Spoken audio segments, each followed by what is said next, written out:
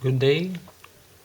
We shall be continuing our discussion. So first we shall review our lesson 2, wherein we have the 3 steps: isolate, differentiate, and simplify. Let's have a problem. Let's say you have x plus y equals to tangent x plus c. So we have to isolate the constant. That will be our first step. Isolating them by dividing both of the equation by tangent. So this one become tangent or inverse tangent x plus y equals to x plus c. So we get rid of the tan. After that, this will be our equation. So differentiating that, remember our tangent. So tangent 1, that will be 1 over 1 plus x, that will be u squared du over dx. So therefore our derivative will be 1 plus y prime over 1 plus x plus y squared. This will be our u. So this is u squared. The derivative of this is 1 plus y prime. Minus derivative of x is 1. Derivative of c is 0. So this will be transposing negative 1. So it becomes 1 plus y prime plus divided over 1 plus x plus y squared is equals to 1. Simplifying, so we shall be multiplying in both the equation by 1 plus x plus y squared. So our answer is 1 plus y prime is equals to 1 plus x plus y raised to the second power. 1 is eliminated, so it becomes our differential equation is y prime is equals to x plus y raised to this square, and this will be our differential equation of the given general equation.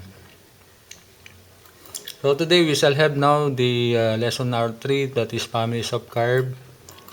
So we shall be again finding the equation that will be containing one or more arbitrary constants. So these are the rules. The differential equation that we can have with the family of curves may be obtained by our previous lesson, which is elimination of arbitrary constant. If we have 3 steps in a family of curves, we shall have 4. First, we have to formulate the equation that will be based on the given condition of the problem.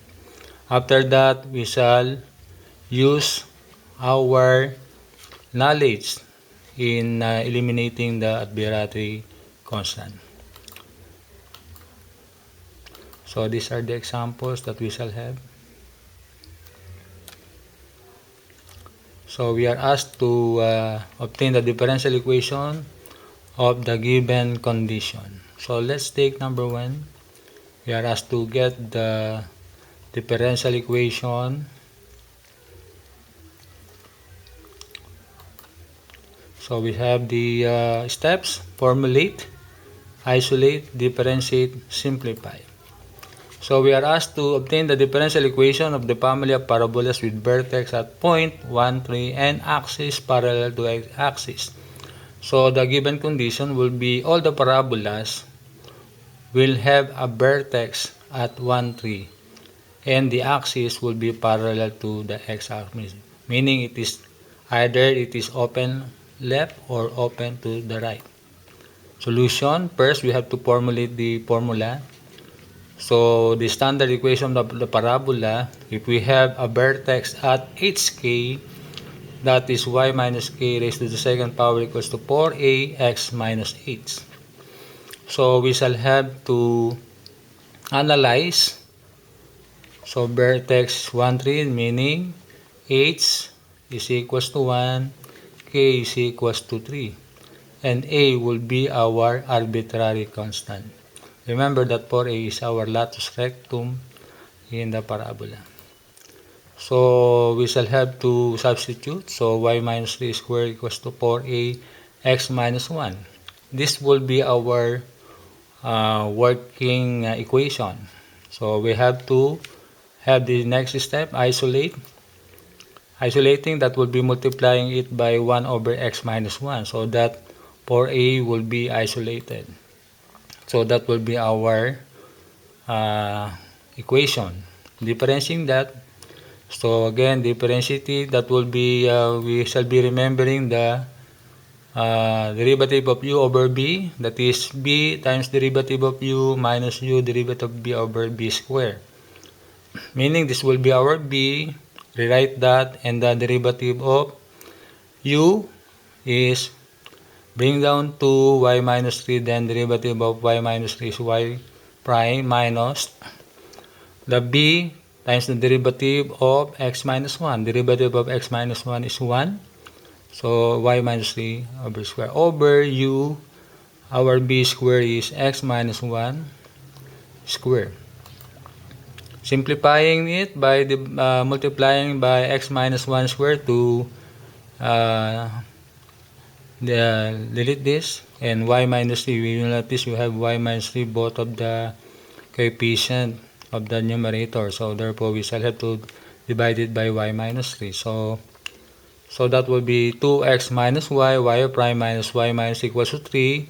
So y prime is dy dx, so we can have our answer to be 2x minus y dy minus y minus 3 dx equals to 0. So this is the desired differential equation of the given condition. So we shall have now number 2.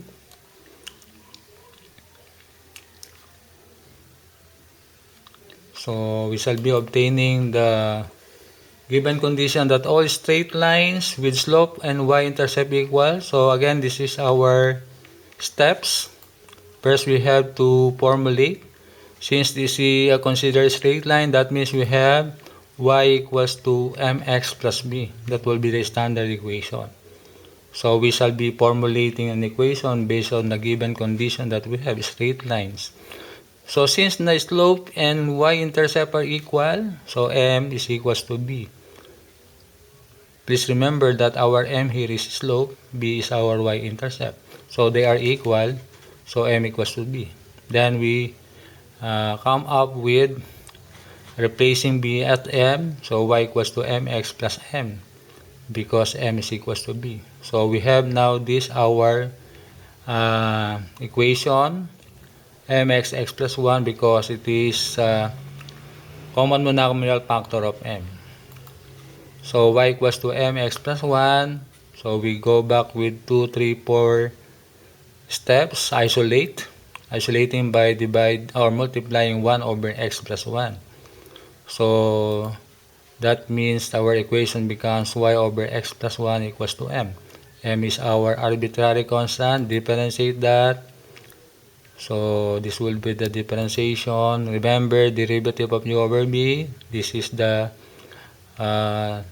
derivative. So that means x plus 1, that will be our b. Derivative of y is y prime minus u. Derivative of x plus 1 is 1. So it makes 1 over, this was b. b squared x plus 1 raised to the second equals to 0. Then we have to simplify. Simplifying by multiplying x plus 1 square.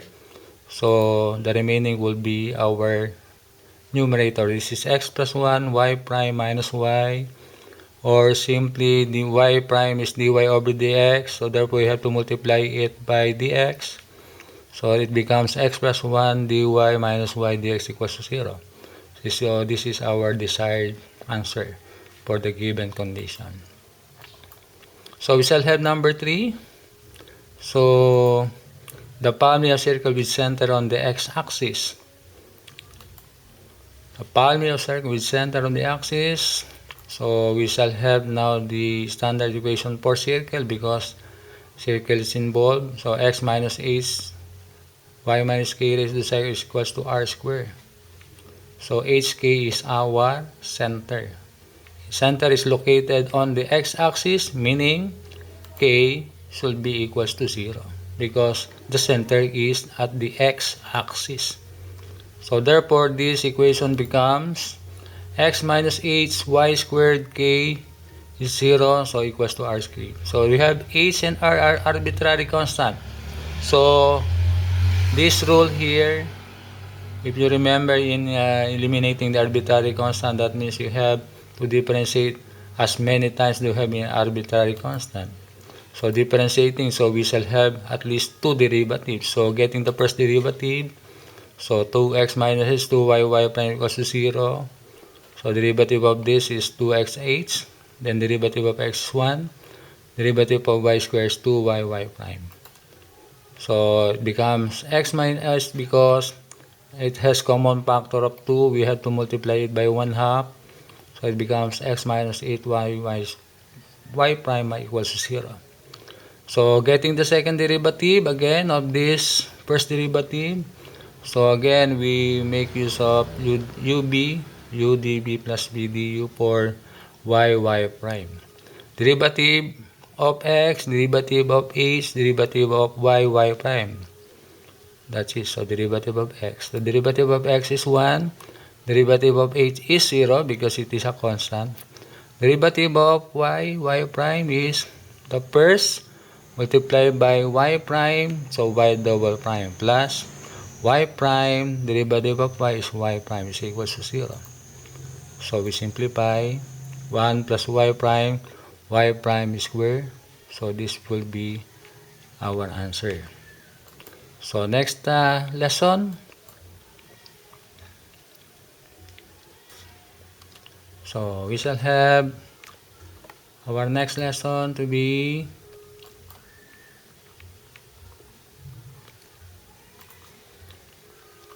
lesson 4. We have the variable separable solution of first order, first degree differential equation. So we shall have to discuss next meeting. Good day.